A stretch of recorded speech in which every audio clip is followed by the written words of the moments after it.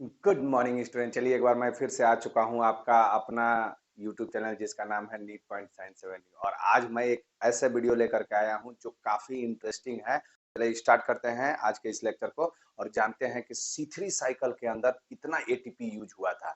तो हम लोगों ने यहाँ पे देखिए आप कि जब कैलकुलेशन स्टार्ट किया तो जब एक बार साइकिल चला था स्टूडेंट, तो यहाँ पे हम लोगों ने क्या देखा था कि एक बार जब साइकिल चला तो 2 एटीपी का यूज हुआ था प्लस कहाँ पे, जब रिडक्शन प्रोसेस हो रहा था वहां पे, और साथ ही साथ एक एटीपी जब रीजनरेशन हो रहा था वहां पे यूज हुआ था। तो इस तरह से 3 एटीपी यूज हुए एक साइकिल में और 2 NADPH2 का यूज हुआ था। तो इस तरह से 3 एटीपी प्लस 2 NADPH2, लेकिन एक साइकिल में इसको कितने बार हम लोग चलाए थे? 6 बार चलाए थे। तो उस हिसाब से 18 एटीपी और 12 NADPH2 का यूज हुआ था, मतलब इसके अंदर यूज हुआ था। और इसके बाद हम लोग ये बात जानते हैं कि एक NADPH2 बराबर 3 एटीपी होता है।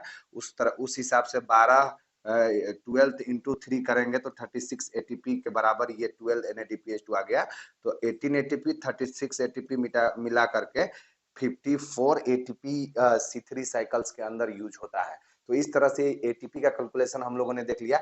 अब आइए हम लोग देखते हैं कि भाई आखिर ऐसा क्या चीज होता है स्टूडेंट जिसके वजह से जो है कि C3 प्लांट के को C4 प्लांट में कन्वर्ट होना पड़ा। और उसका एक ही मात्र रीजन है, वो है रूबिस्को।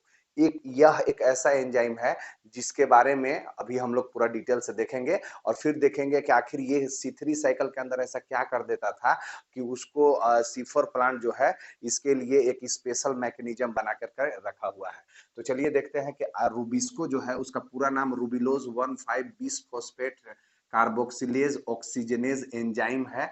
और इसका फॉर्मर नेम अगर हम लोग देखें स्टूडेंट तो कार्बोक्सी डिसम्यूटेज इसको कहा जाता है। यानी कि ये कार्बोक्सी डिसम्यूटेज के नाम से भी जाना जाता है। और सबसे इंपॉर्टेंट बात ये है 3 स्टार वाला कि ये most abundant protein on earth है। यानी कि इस धरती के ऊपर सबसे ज्यादा अगर कोई प्रोटीन पाया जाता है तो वो रूबिस्को है। और ये कहाँ पे पाया जाता है? क्लोरोप्लास्ट के स्ट्रोमा के अंदर पाया जाता है। यानी कि जो क्लोरोप्लास्ट है हमारा पत्तियों के अंदर, उसके स्ट्रोमा के अंदर ये पाया जाता है। C3 प्लांट जो है जब हायर टॉलरेट मतलब हायर टेम्परेचर को जब वो टॉलरेट नहीं करने पाते हैं और उस कंडीशन में ऑक्सीजन की कंडीशन जब बढ़ जाती है तो उस कंडीशन में ये डुअल नेचर शो करता है। तो पहले समझते हैं कि ये डुअल नेचर इसके अंदर क्या है। तो रूबिस्को को समझना है तो उसके लिए हम इसको क्या नाम दिए हैं? रूबी नाम दिए हैं। आप लोग भी इसको रूबी के नाम से याद रखिएगा कि रूबी एक ऐसी है, एक रूबी एक ऐसी गर्ल्स है जो अगर कार्बन डाइऑक्साइड की मात्रा ज्यादा हुआ तो वो क्या करेगा? ये रूबी कार्बन डाइऑक्साइड के साथ जुड़ करके कार्बोक्सिलेज के साथ ये जुड़ जाती है और उसको क्या करती है कि C3 साइकिल चलवाने में हेल्प करती है। C3 साइकिल चलवाती है कब?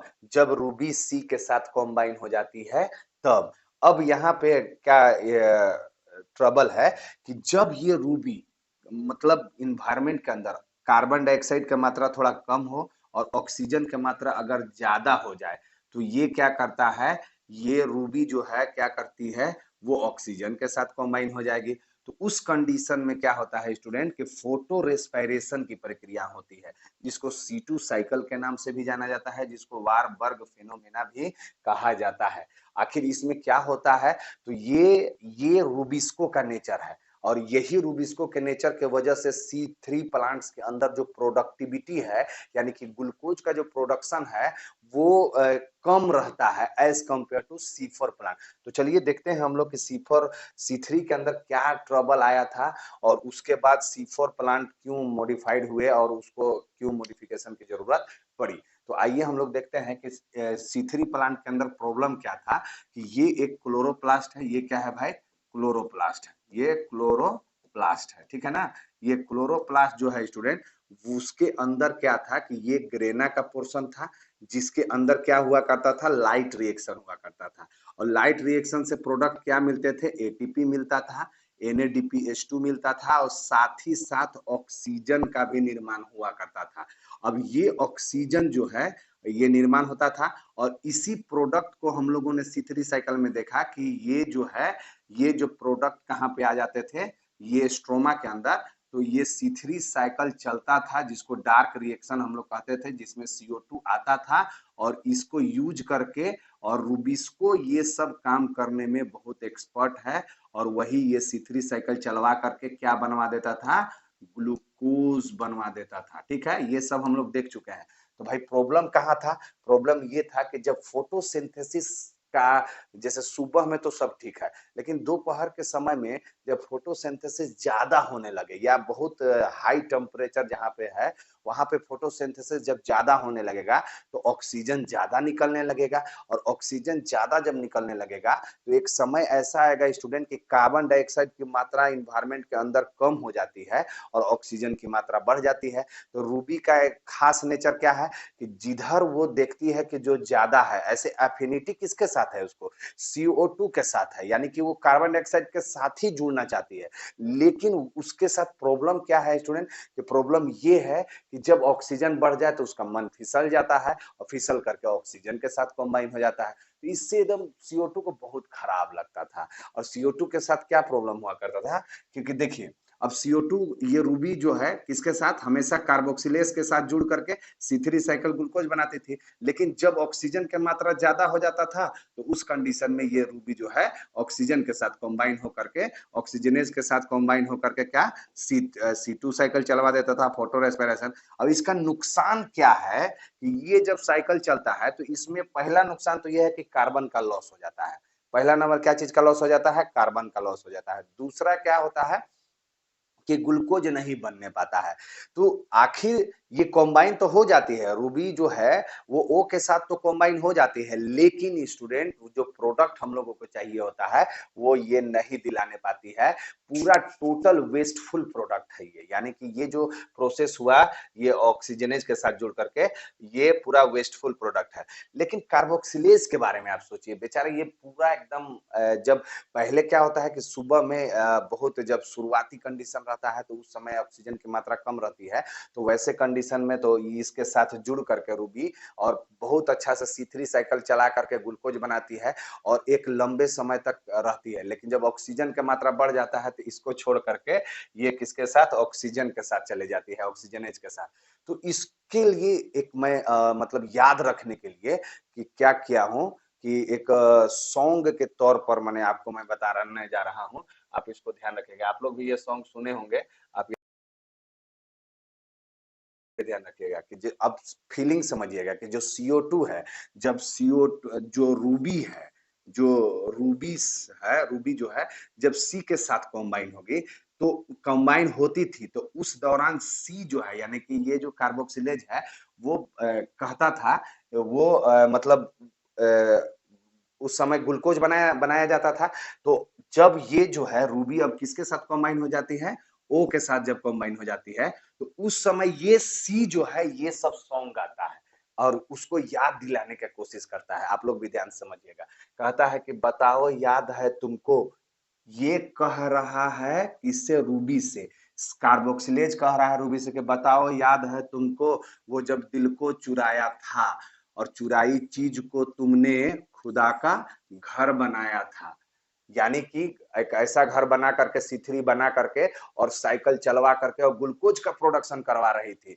लेकिन फिर वो फिर ये कहता है, फिर कहता है कि वो जब कहते थे, यानी कि रूबी कहती थी, उसको याद दिला रहा है कि वो जब कहते थे कि मेरा नाम तुम तस्बीह में पढ़ते हो और मोहब्बत की नमाजों को कजा करने से डरते हो।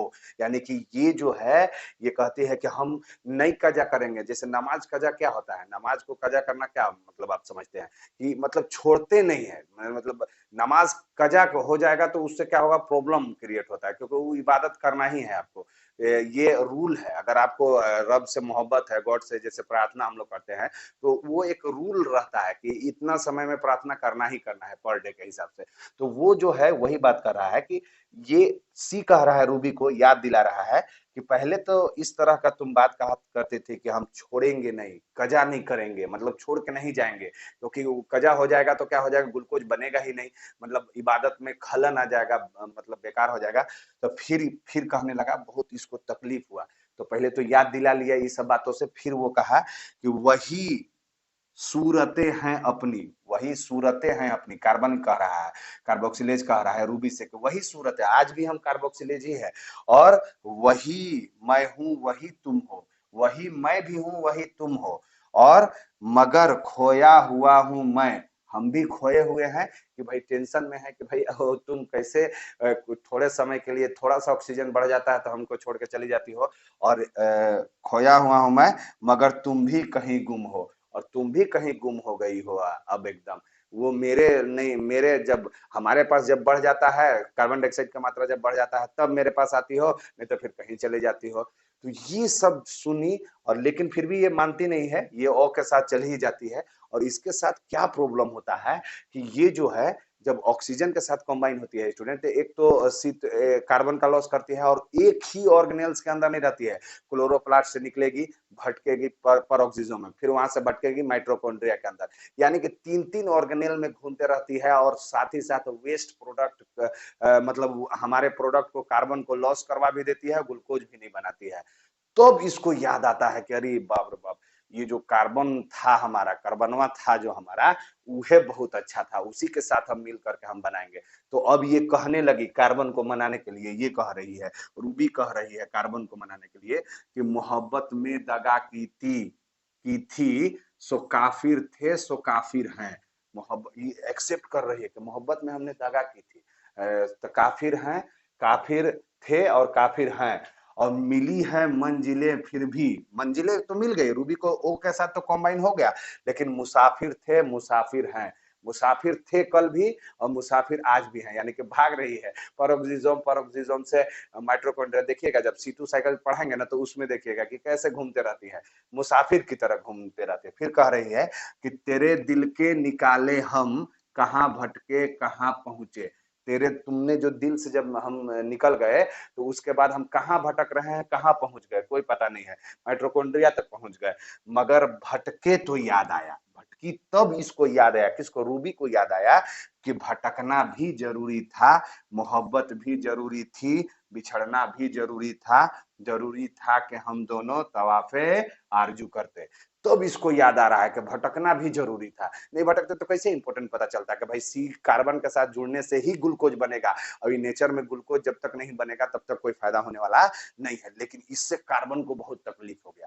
बोला कि और जब जब एक बार तो ऐसे कह के जुड़ गई, लेकिन पर डे का इसका ना आदत है, रूबी का पर डे का आदत है, पर डे ये क्या करेगी कि ऑक्सीजन जैसे ही बढ़ेगा फिर चली जाएगी, तो कितना गाना ये मानेगा कार्बन, बोलता है कि अब इससे काम नहीं चलेगा।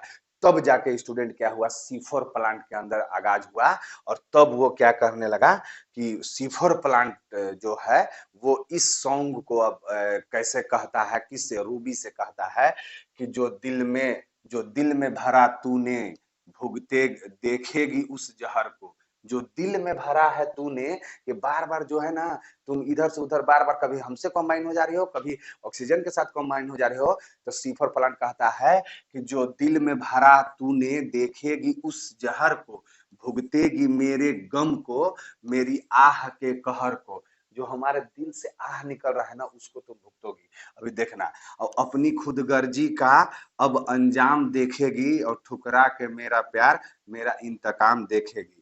तो इस तरह से जो है वो एकदम C4 प्लांट एकदम पूरा बोलने लगा।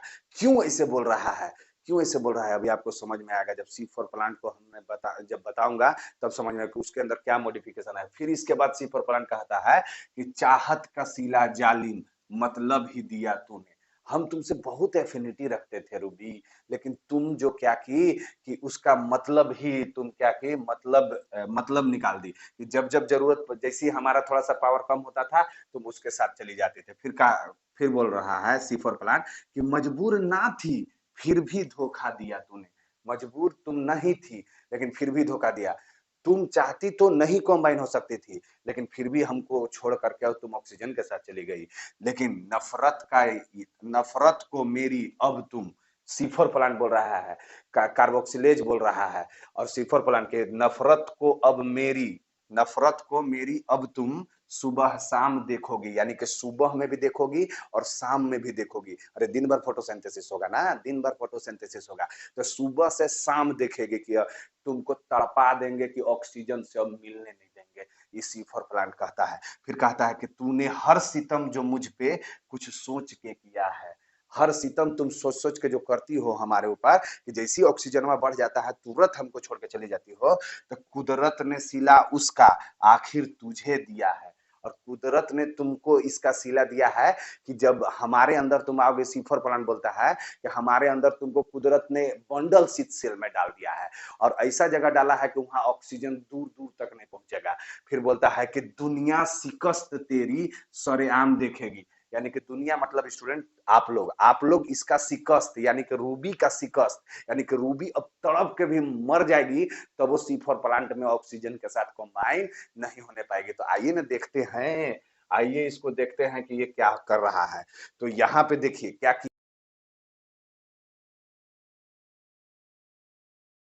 किया, जो सीफर प्लांट है बोला है कि रुको, ऐसा करता हूं कि इसको जो है ना रूबी को अलग कर देते हैं, रूबी को अलग कर देते हैं। और यहाँ पे नेचर ने क्या किया, एक मेजोफिल सेल अलग बनाया और बंडल शीथ सेल अलग बनाया।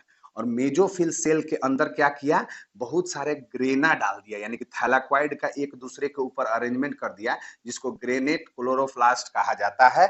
और जिसके अंदर रूबी को डाला, यानी कि रूबिस्को को डाला, उसको एक ग्रेनेट क्लोरोप्लास्ट कहा जाता है। यानी कि उसी के अंदर दो घर बना दिया गया, दो घर में रख दिया गया। एक तो स्पेशल रख दिया गया जिसमें एकदम मतलब फोटोसिंथेसिस होगा, जहां पे ऑक्सीजन पाया जाएगा, लेकिन इसके अंदर ऐसा बनाया कि ऑक्सीजन नहीं पाया जाएगा।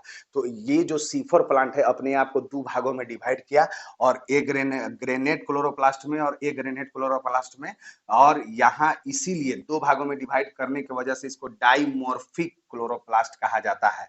और ये क्रेंज एनाटोमी शो करता है। कौन सा एनाटोमी स्टूडेंट, क्रेंज एनाटोमी। क्रेंज एनाटोमी क्या है, क्रेंज मतलब होता है एक माइनर, एक पैटर्न, जिसमें क्या आप लोगों ने देखा होगा कि जो वीरों का श्रद्धांजलि दिया जाता है, तो उसमें इस तरह का फूलों का जो माला है, इस तरह से उसमें फूलों का माला अरेंज करके और उनके ऊपर ऐसे चढ़ाया जाता है। तो उसी तरह से ये जो है, अभी हम लोग आगे इसका देखेंगे कि ये कैसे शो करता है। तो ये क्रेंज मतलब होता है, क्रेंज मतलब क्या हुआ कि उसका एक स्ट्रक्चर, उसका एक बनावट, जिसमें सजावट आप कह सकते हैं, तो वो शो करता है। तो इस तरह से देखिए रूबिस्को का अलग कर दिया। अब आइए एक्चुअल में देखते हैं कि क्या इसके अंदर हुआ है। तो ये देखिए इसका ये सेल है, यानी कि जो अगर लीव्स के अंदर आप जाइएगा तो उसमें पैलेसिड जो सेल्स थे वो खत्म हो जाते हैं, मेजोफिल सेल्स ये किनारे किनारे अरेंज हो जाते हैं। और ये देखिए बंडल शीथ सेल जो है, बीएससी जिसको बोलते हैं, वो देखिए यहाँ पे बीच में अरेंज हो गया है, जाइलम और फ्लोएम के चारों तरफ। तो अब देखिए इसमें डिफरेंस आपको समझ में आएगा। और वो सॉन्ग को याद रखिएगा कि जो C4 कहा है, वो पूरा एकदम मतलब उसका दिल इतना टूटा ना कि वो एकदम मतलब अपने आप को देखिए कैसे मॉडिफाइड किया है। अब देखिए बंडल शीथ के अंदर इसको डाल दिया है, रूबिस्को को लॉक कर दिया है। क्या है यहाँ पे, तो बंडल शीथ जो है मल्टी लेयर होता है, यानी कि ये देखिए एक दो तीन, यहाँ पे तीन ही बनाए हम, ये तीन हो सकते हैं, चार हो सकते हैं, माने मल्टी लेयर्ड होता है। लेकिन यहाँ पे मेजोफिल सेल जो है, इधर मेजोफिल सेल्स के बारे में है, लूजली अरेंज होता है, यानी कि लूजली अरेंज होता है। ये देखिए अलग अलग लूजली अरेंज है। और ये वही मेजोफिल सेल्स है जहां पे क्या होने वाला है, फोटोसिंथेसिस होगा और ऑक्सीजन यहाँ पे प्रोड्यूस होंगे, लेकिन इसके अंदर ऑक्सीजन नहीं जा सकेगा और न यहाँ पे प्रोड्यूस होता है। अब देखिए और क्या C4 प्लांट मॉडिफाइड किया कि इसके किसके अराउंड ही पाया जाता है, भस्कुलर बंडल के अराउंड, यहाँ पे यानी कि बीच वाला में आपको दिख रहा होगा जाइलम फ्लोएम है और इसके अराउंड में सेल अरेंज होता है। लेकिन इसमें ऐसा कुछ भी नहीं होता है, इसमें ऐसा कुछ भी नहीं होता है। अब यहाँ पे देखिए इसका जो सेल है वो लार्जर होते हैं, थिक वाल्ड होते हैं, लार्ज होते हैं, बड़ा बड़ा होते हैं और मोटा वाल्ड का होता है। और इसमें देखिए एक ही लेयर का मात्र थिन वाल्ड का बना हुआ है, क्योंकि इधर मतलब नहीं है ना, इधर ऑक्सीजन निकले, रूबी को ही अब उठा के इधर डाल दिए। अब देखिए इसमें क्या होता है, इंट्रासेलुलर स्पेस अपसेंट हो जाता है, किसके अंदर, इसके अंदर, क्योंकि एक दूसरे के साथ देखिए कहीं पर जगह ही नहीं है। लेकिन यहाँ पे अगर देखिएगा तो यहाँ पे इंट्रासेलुलर स्पेस है, यहाँ पे इंट्रासेलुलर स्पेस है, यहाँ पे है, यहाँ पे है, तो इसके अंदर इंट्रासेलुलर स्पेस प्रेजेंट रहता है। लेकिन इधर देखिए अब इसके अंदर बंडल शीथ सेल के अंदर कहता है कि इम्परमियस टू गैसेज, यानी कि जितने भी गैसेज हैं इसमें एक भी गैस जा नहीं सकता, यानी कि CO2 को भी अलाउ नहीं है अगर वो उस फॉर्म में डायरेक्ट आना चाहे। ऑक्सीजन को तो अलाउ है ही नहीं। क्यों? तो कैसे होगा भाई C3? तो वो बताएगा क्या, C3 को बड़ा दिमाग से बुला लेता है अपने अंदर और वहां पे रूबिस्को को देता है कि सिर्फ कार्बन डाइऑक्साइड अब तुमको लेना है, इसके अलावा तुम और कहीं भी नहीं, ऑक्सीजन अब दूर दूर तक तुमको नजर नहीं आएगा। तो इस तरह से इम्परमियस होता है कौन? Bundle sheath cell. और यहाँ पे तो क्या होता है? परवियस होता है गैस के लिए, यहाँ तो कोई भी गैस आ सकता है, O2 CO2 कुछ भी आ सकता है, कोई दिक्कत नहीं है। यहाँ पे क्या है कि इसके सेल के अंदर CO2 का मात्रा एनी टाइम ज्यादा रहता है। क्यों रहता है? क्योंकि ऑक्सीजन आता नहीं है, इसलिए CO2 यहाँ पे है। तो कम भी है तो वही है, कम भी है तो वही है। ये नहीं कि कंपैरिजन में अब कुछ नहीं कंपैरिजन होने वाला है। कम है मतलब कोई ऑप्शन ही नहीं है, अब इसके पास कोई ऑप्शन ही नहीं है, बंडल शीथ के बाद कोई ऑप्शन नहीं है। इसीलिए और यहाँ पे क्या पाई जाती है, यहीं पे रूबिस्को का रखा गया, तो रूबिस्को है तो केल्विन साइकिल चलाएगी भाई, और यहीं पे ग्लूकोज बनाएगी कि अब तुम बनाओ, अब तुमको मजबूरी है ग्लूकोज बनाना, तुमको मजबूरी आ गया आप ग्लूकोज बनाने के लिए। यहाँ पे क्या है कि रूबिस्को एब्सेंट, इसमें रूबिस्को को निकाल दिया गया क्योंकि यहाँ पे ऑक्सीजन पाया जाता है। तो इस तरह से ये हुआ, और साथ ही साथ जो है इसमें पीएस सेकेंड एब्सेंट होता है, यानी कि इसमें पीएस फर्स्ट प्रेजेंट रहता है। क्या कहा, इसको थोड़ा समझिए। यहाँ पे देखिए, यहाँ पे चूंकि ग्रेनल क्लोरोप्लास्ट है, ग्रेना एक दूसरे के ऊपर अरेंज है, तो यहाँ पे क्या होगा कि ऊपर वाला पार्ट में क्या पाया जाएगा? पीएस फर्स्ट पाया जाएगा। लेकिन यहाँ पे जो एप्रेस्ड पार्ट है, जो दबा हुआ पार्ट है, वहां पे क्या पाया जाता है? पीएस सेकेंड पाया जाता है। ये पीएस सेकेंड है। तो इसमें पीएस फर्स्ट पीएस सेकेंड हो गया, इसमें ग्रेनेट में जो लूजली अरेंज है। लेकिन इसमें देखिए, इसमें क्या होता है ना कि एक ग्रेनेट्स है, एक ग्रेनेट है, ऐसे ऐसे ये थैलाक्वाइड होंगे, लेकिन एक दूसरे के ऊपर अरेंज नहीं होंगे, तो चारों तरफ से एक्सपोज होंगे। और हम लोग पढ़ चुके हैं एक्सपोज पार्ट में पीएस सेकंड पाया ही नहीं जाता है, तो पीएस सेकंड होगा नहीं। तो हम लोग ये पढ़ चुके हैं कि पीएस फर्स्ट जहां पे होगा, पीएस फर्स्ट जहां पे होगा, तो उसके अंदर क्या होता है? Only cyclic photophosphorylation, cyclic photophosphorylation होता है, यानी कि इसमें सिर्फ एटी बनता है, न कि ऑक्सीजन यहाँ पे टूटता है। लेकिन जहाँ पे पीएस सेकंड था वहां कहा था वाटर टूटेगा तो ऑक्सीजन रिलीज होगा, और साथ ही साथ NADPH2 बनाता था। तो यहाँ पे ऐसा ग्रेना बनाया ही नहीं, यहाँ पे थैलाक्वाइड है, यहाँ पे पीएस सेकंड सिस्टम क्या होता है? बिल्कुल अब्सेंट होता है। किसमें? बंडल शीथ सेल में। क्योंकि पीएस सेकंड ऑक्सीजन को ले आता है ना, तो नेचर ने निकाल के फेंक दिया कि यही ऑक्सीजन देता है, इसीलिए नहीं आ जाता है, तो उसका जो मेन जड़ था उसी को निकाल के फेंक दिया। तो इस तरह से यहाँ पे आप देख सकते हैं। और इसमें कैल्विन साइकिल और फूड सिंथेसिस नहीं होगा, क्योंकि यहाँ पे रूबिस्को नहीं ना, खाना तो रूबिस्को ही बनाएगी, क्योंकि वही मेन बनाने वाला है। तो इसीलिए ना सीफर प्लांट उठा करके उसको डाल दिया, रुको ऐसे जगह कर दूंगा तो वहां पे O2 मिलेगा नहीं। अब देखिए आगे बढ़ते हैं। अब यहाँ पे देखिए, तो अब इसमें क्या है कि इसमें पीएस सेकंड नहीं है, तो वाटर नहीं टूटेगा, इसमें ऑक्सीजन रिलीज नहीं होगा, और ये एक ग्रेनेट क्लोरोप्लास्ट है। लेकिन इसमें क्या होगा? इसमें तो दोनों पाया जाता था, तो वाटर भी टूटेगा, ऑक्सीजन भी रिलीज होता, क्या मतलब है? कोई मतलब नहीं, उसमें रूबिस्को है ही नहीं। अब इसमें ग्रेनल क्लोरोप्लास्ट होते हैं, एक दूसरे के ऊपर अरेंज होते हैं। अब देखिए यहाँ पे जो ये वाला पार्ट है वो इंपॉर्टेंट पार्ट है स्टूडेंट, ये वाला पार्ट। इसमें क्या है कि ये जो ये बंडल शीथ सेल है, उसमें CO2 एक्सेप्टर कौन होता है? RUBP होता है, यानी कि वही जो C3 प्लांट के अंदर होता था। और साथ ही साथ first stable product 3 carbon compound होते थे। और साथ ही साथ इसमें पेपकेज नामक एक एंजाइम, अभी हम लोग बताएंगे कि बड़ी ईमानदार एंजाइम होता है, जो इसके अंदर नहीं पाया जाता है। लेकिन इसमें बंडल शीथ को कैसा बना के रख दिया कि एकदम प्योर C3 प्लांट का गुण दे दिया, लेकिन ऑक्सीजन अब नहीं जाएगा क्योंकि मोटा वाल कर दिया। लेकिन इधर देखिए मेसोफिल सेल्स के अंदर इसमें प्राइमरी CO2 एक्सेप्टर कौन है? तो PEP, फॉस्फोइनोल पाइरुवेट। इतना ईमानदार है ये कि ये एकदम कुछ भी ऑक्सीजन कितना भी लालच दे दे कि हम ज्यादा हो गए हैं, अब मेरे पास तुम आ जाओ मेरे पास, लेकिन ये जाने वाली नहीं है। इसीलिए इसको इसमें डाला गया कि ऐसा ईमानदारी का जो सिला है उसी को यहाँ पे रखेंगे। तो यहाँ पे देखिए CO2 जो है वो उसका एक्सेप्टर कौन हुआ? PEP, phosphoenol pyruvate. और इसमें फर्स्ट स्टेबल प्रोडक्ट जो बनता है स्टूडेंट वो है ऑक्जेलो एसिटिक एसिड, और ये 4 कार्बन कंपाउंड होते हैं। और इसको बनाने में, फिक्स करने में कौन मदद करते हैं? पेपकेज नाम का जो एंजाइम है वो इसके साइटोप्लाज्म में प्रेजेंट रहता है और वो फिक्स कर देता है। और इस तरह से ऑक्जेलो एसिड जो है वो आगे बढ़ेगा, और फिर वो कैसे कैसे उसमें साइकिल चलता है, तो अभी तुरंत हम लोग मैकेनिज्म देखने वाले हैं, तो वहां पे समझ में आएगा।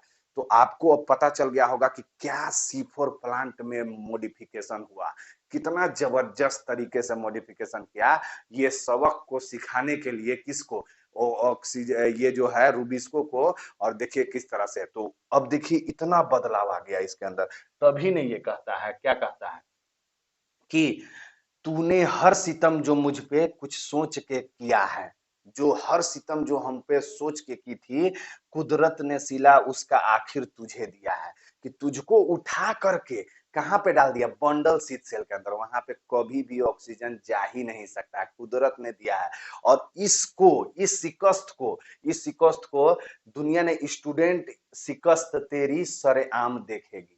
यानी कि पूरा स्टूडेंट जो अभी देख रहा है हमको, इसका शिकस्त सरेआम देखिएगा। तो चलिए ना देख लेते हैं भाई, C4 प्लांट में देखोगे तो समझ में आएगा कि इसमें क्या है मैकेनिज्म।